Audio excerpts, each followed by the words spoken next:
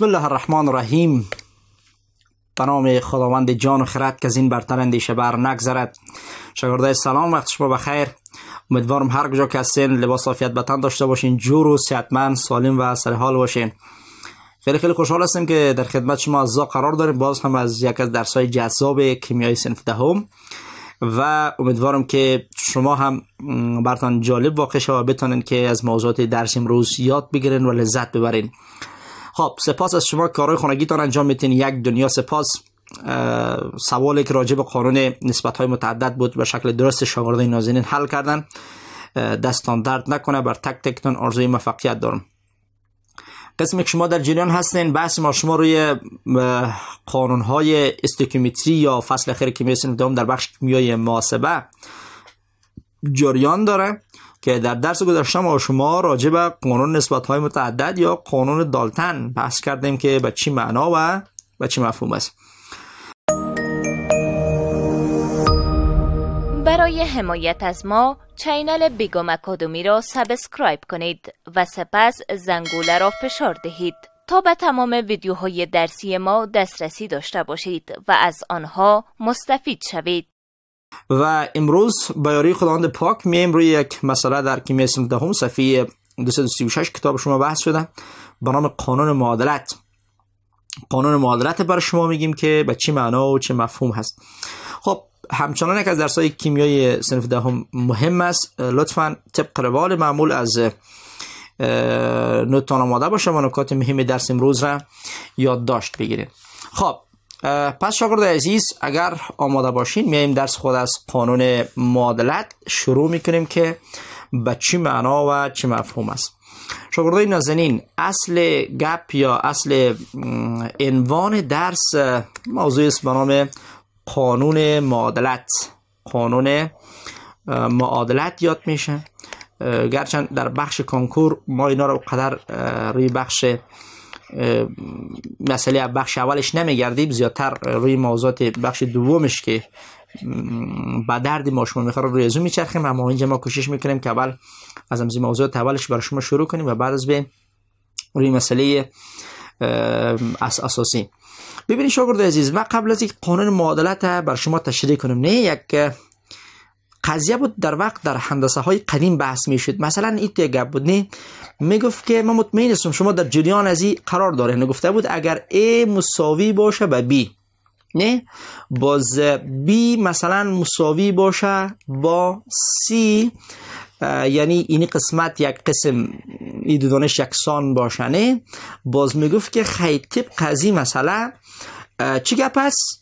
آفرین نصیب خان، ماشاءالله شاگرد لایق صنف ما. آفرین، گپ شما حقیقت است. A مساوی به چی میشه؟ A مساوی به C میشه. بله، این یک زمان ما مثلا در هندسه ها بود، فکر کنم دوران بسیار قدیم بود و فکر کنم فعلا هم در ریاضیات وجود داره. خب، عین همین قانون یک چیز ما در کیمیا داریم. ببینید شما شاگرد عزیز، قانون معادلت بر ما شما چی میگه؟ میگه اگر دو عنصر به یک نسبت معین مثلا با یک عنصر سوم تعامل کنه، سیست باز همین دو عنصر با همون نسبت هایی که با عنصر سوم تعامل کرده بین خود هم به همون نسبت چی میکنه؟ تعامل میکنه. شما تعریف ببینین، نوشته کردیم که هرگاه دو عنصر به یک نسبت معین وزنی یا کتله با یک عنصر سوم تعامل کنه، باز بین بین خود هم به همون نسبت چی میکنه؟ تعامل میکنه. ببینین مثلا من گراف از این خود کتاب نوشته شده اینجا بر شما یادداشت میگیرم. گفتم مثلا شما داشته باشین عنصر A را، اینجا یک عنصر داشته باشیم ما با نام عنصر C. زمانی که A بیایم مثلا با یک عنصر C با یک نسبت معین تعامل کنه با عنصر C، خویی مثلا بسازه یک مرکب چی را؟ یک مرکب AC را. آمد با یک نسبت معین A با C تعامل کرد، یک مرکب AC شد. بعد عنصر B بیایم، عنصر B بیا با یک نسبت معین با تعامل کنه، یک مرکب دیگه رو بسازم مثلا با نام مرکب چی؟ با نام مرکب BC. شما دقت کنین، عنصر A آمد با C با یک نسبت معین مرکب AC را ساخت. بعد عنصر B آمد با C یک عنصر معین یک مرکب دیگه را با نام BC ساخت. اینا اگه همین دو عنصر، نه شما فکر کنید عنصر اول باشه، این عنصر دوم باشه، C عنصر سوم باشه. A آمد با عنصر سوم به یک نسبت معین تعامل کرد، B هم آمد با عنصر سوم به یک نسبت معین تعامل کرد. اینا فعلا اگر A با B بیاید با هم تعامل کنه، یعنی A و B هم با اونمون نسبت بین هم دیگه تعامل میکنه که با عنصر C تعامل کرده. اینا با همون نسبت هایی که با C تعامل کرده بین خود هم تعامل میکنه و یک مرکب را میسازه به نام مرکب AB. رو میگه به نام قانون معادلت در کیمیا. خب ببینید شما مثلا یک مثال واضح‌تر دیگه رو خدمت شما عرض کنم. خوب توجه داشته باشید شاگردان نازنین، زمانی که کربن میایه داخل تعامل کیمیاوی میشه با هیدروژن، خب فکر کن مثلا اردو میسازه یک مرکب را به نام مرکب میتان یا CH4. خب ایناله بخوایم قانون نسبت های وزنی را سر از تطبیق کنیم، اولی توزین میکنیم، 2 تا میتان میشه، 12 کربن داریم به اندازه 4 تا هیدروژن است که هر هیدروژن میشه 1.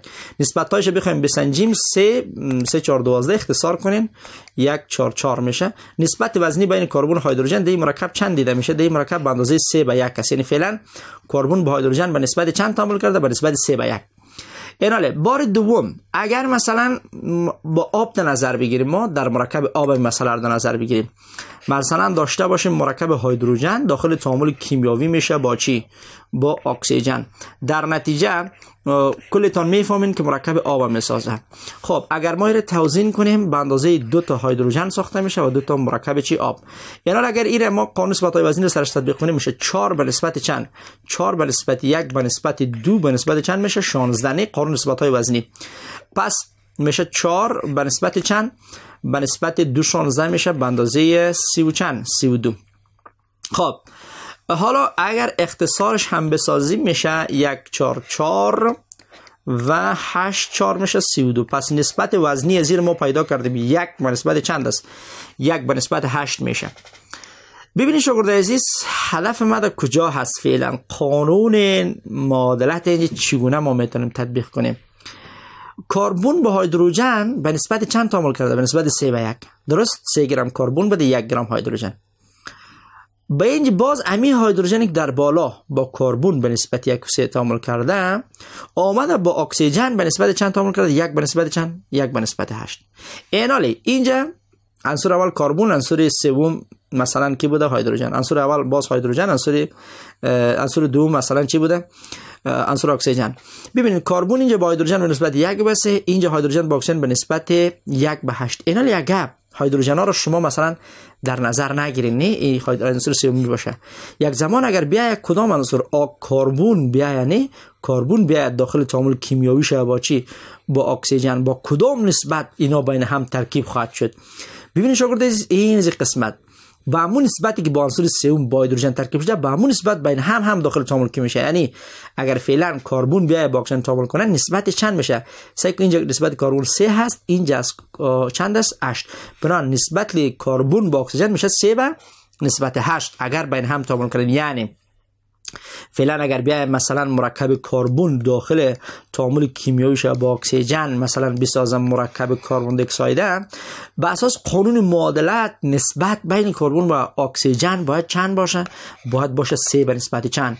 3 به نسبت 8 باشه. خب این ما از کجا فهمیدم؟ این از مثالای بالا فهمیدم. سیس از مثالای بالا وقتی که من را حل کردم شما دیدین که اونجا مشاهده شد که 3 تا کربن بود و 8 گرم اکسیژن. بنابراین گفتم اگه اینا بین هم بیاید تعامل کنه نسبت 3 به 8 است.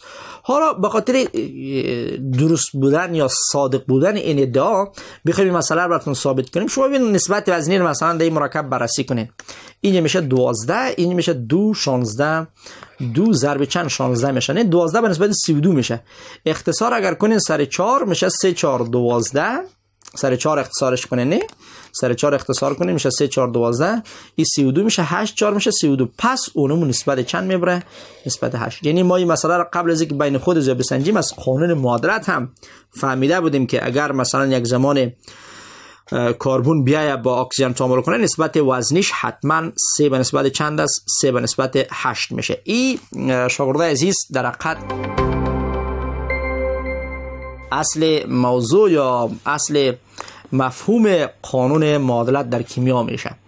خب پس ما از اینجا به این نتیجه میرسیم شاگرد است که هر عنصر از خود یک چی داره. هر عنصر که باشه، هر عنصر یا هر مرکب از خود یک کتله چی داره؟ یک کتله معادل داره. صحیح شد؟ یک کتله معادل داره که زمانی که با عنصر سوم ترکیب میشه اون زمان کتله معادل خود یا به ما اندازه کتله معادل خود استفاده میکنه. اینال شاگرد سوال چطور ما بتونیم کتله معادل یک عنصر را پیدا کنیم؟ ببینین این دانشمندا خیلی یک تعریف خوب کرده. گفته که کتله معادل یک عنصر عبارت از مقدار همان عنصر است.